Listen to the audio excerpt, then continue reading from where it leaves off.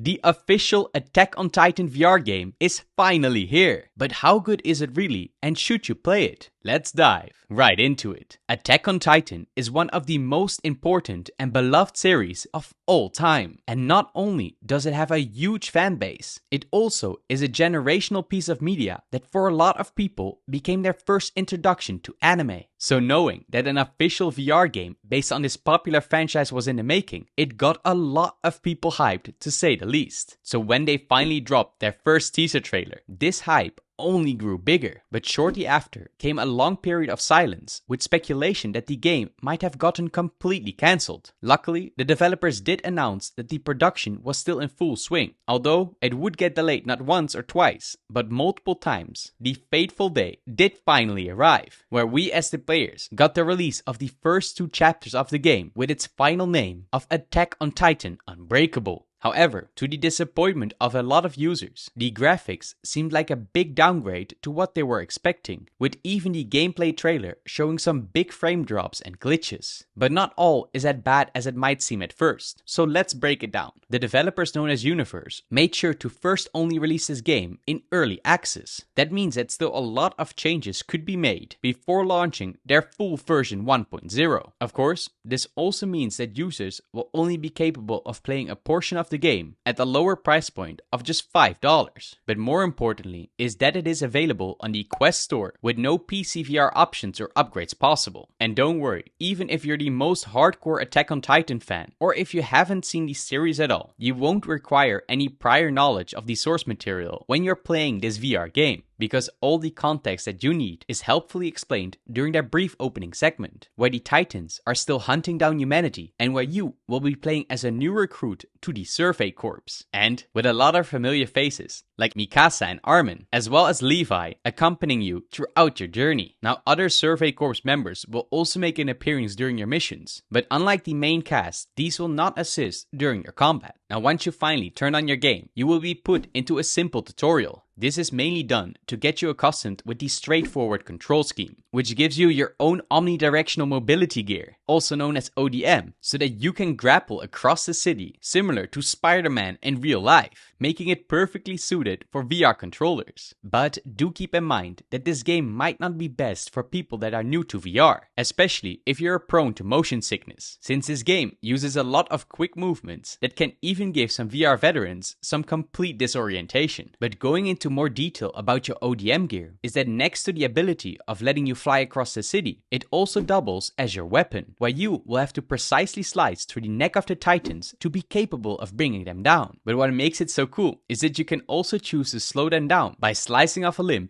before dealing the final blow, which really makes you feel like you're Levi yourself. But don't wait too long, because just like the real ones, their arms and legs will generate slowly. Now, to make the game also a bit more realistic, the blades that you're using will also break down. So don't forget to stack up on ammo boxes that you will find across the city, which gets us to the customization. Now, when you're completing missions, you will earn points that unlock a bunch of ODM blades that are equipable at your base, with each having their own different stats, lengths, and durability, so that you can tailor your playstyle on how you want to take down these huge Titans. And additionally, there are also smaller settings that you can change that can come in quite handy. These can go from adjusting elements in the ODM gear display, as well as showing a Titan's HP, and even adding in subtitles if you want to. But my favorite hidden feature is that besides sprinting by swinging your arms, you can also hold them behind you, like doing a Naruto run, to fully sprint in game. But sadly, you shouldn't expect any big character customization at the moment, with the only thing that you can adjust right now being the avatar skin tone and height, which gets us to the campaign mode. Both Chapter 1 and 2 contain 5 individual stages that each award you up to 5 stars based on your performance. Now, these involve missions like killing a set number of Titans within a time limit, while throwing in some trickier abnormal Titans here and then. Or it can be a different type of mission that involves straightforward supply gathering